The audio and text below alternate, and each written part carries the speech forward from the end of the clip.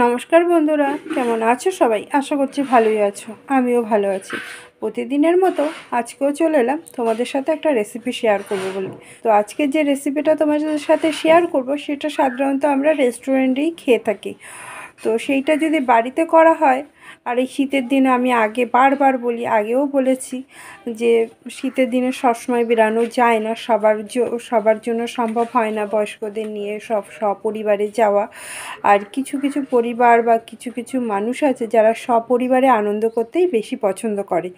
তো এরকম যদি রেসিপি বাড়িতেই করা হয় তাহলে সবাই এক জায়গায় বসে রাত্রে ডিনার হোক কিংবা লাঞ্চ কিংবা সন্ধ্যেবেলা স্ন্যাক্স হিসেবেই হোক, যেটাই হোক, এটা খাওয়া যেতেই পারে। আর এটা রুটি বলো, পরোটা বলো, রাইস বলো, পোলাও বলো, সবটা দিয়ে এটা যাবে। তো আজকে করেছি ভেজ মাঞ্চুরিয়ান। তো চলো দেখে নিই কীভাবে কী করেছি। আমার সাথে থাকো, দেখতে থাকো আর পুরো ভিডিওটা দেখবে। তো চলো দেখে নিই।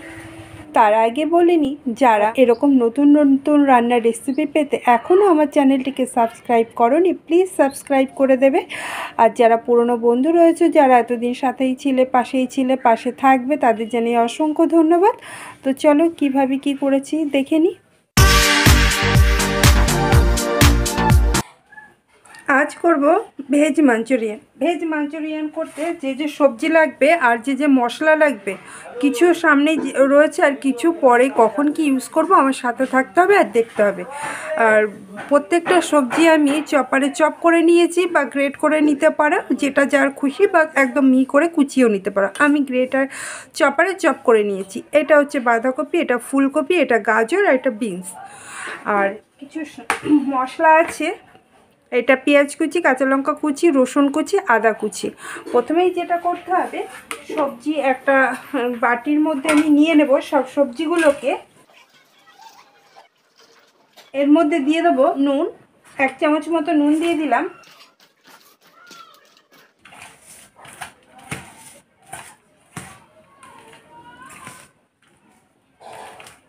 এবার এটাকে চাপা দিয়ে রেখে দেবো 10 থেকে 15 মিনিট।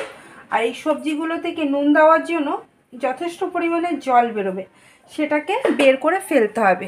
তো এটা রেখে দিলাম 10 মিনিট পরে। 10 মিনিট পরে ফিরে আসছি। 10 মিনিট হয়ে গেছে। এবার এই সবজির ভেতর থেকে আমি চেপে চেপে জলগুলো বের করে নেব যতটা সম্ভব। দেখছো কতটা জল বেরোচ্ছে? এই জলটার আর দরকার নেই, এটা ফেলে দেবো। আর এই যে জল চেপে চেপে এই যে সবজিগুলো একটা বাটিতে রেখে নিয়েছি আমি, সবজিগুলোর মধ্যে নুন আর দেবো না, দিয়ে দেবো পরিমাণ মতো কাঁচা লঙ্কা কুচি, যে যেরকম ঝাল খাবে সেরকম দেবে। দিয়ে দেবো 1 চামচ রসুন কুচি, 1 চামচ আদা কুচি, আর দিয়ে দেবো যতটা পেঁয়াজ আছে তার হাফটা দিয়ে দেবো এটার মধ্যে। দিয়ে দেবো একটু গোলমরিচ গুঁড়ো, দিয়ে দিলাম 3 চামচ কর্নফ্লোর, দিয়ে দিলাম 3 চামচ ময়দা। এবার এটাকে ভালো করে মেখে নেব।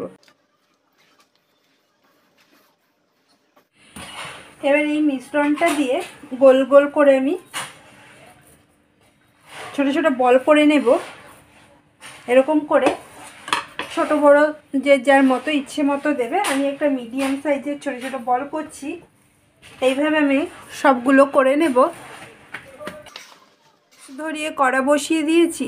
সব কটা করার আগে আমি একটা তেলের মধ্যে ভেজে দেখে নেব যে সব মাখাটা ঠিকঠাক আছে নাকি না। যদি ঠিক থাকে তো ভালো, আর না থাকলে কর্নফ্লাওয়ার ময়দা দিয়ে অ্যাডজাস্ট করে নিতে হবে। তো কড়াটা গরম হোক, দিয়ে দেবো তেল। খুলে বা ছেড়ে যায়নি, তার জন্য বাকিগুলো এবার একে একে দিয়ে দেব। আর লো টু মিডিয়াম আছে আমি পুরোটা ভেজে নেব বলগুলো, নালে উপরে লাল হয়ে যাবে, ভেতরে সিদ্ধ হবে না। বলগুলো লাল লাল করে ভাজা হয়ে গেছে। এবার এটা তুলে নেব। এটা কিন্তু পকোড়া হিসেবেও খাওয়া যেতে পারে। দিয়ে দেবো বাকি বলগুলো আমি একইভাবে লাল লাল করে ভেজে নেব। এটাও লাল লাল করে ভাজা হয়ে গেছে। আমি এর আগে বাকিগুলো সব ভেজে নিয়েছি। এটাও তুলে নেব। দেখো দেখতে কতটা সুন্দর লাগছে। অন্য একটা কড়া বসিয়ে দিয়েছি গ্যাসে। কড়া গরম হয়ে গেছে। দিয়ে দিচ্ছি 2 চামচ সাদা তেল। তেল গরম হয়ে গেছে, দিয়ে দেব কুচনো খানিকটা পেঁয়াজ। 1 চামচ আদা, 1 চামচ রসুন, 1 চামচ কাঁচা লঙ্কা, দিয়ে দেবো পরিমাণ মতো নুন। এবার এই মশলাগুলোকে, পেঁয়াজ রসুন আদা এইগুলোকে একটু হালকা ভেজে নেব।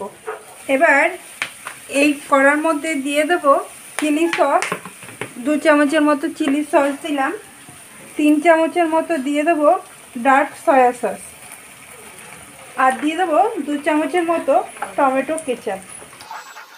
এবার দিয়ে দেবো পরিমাণ মতো জল,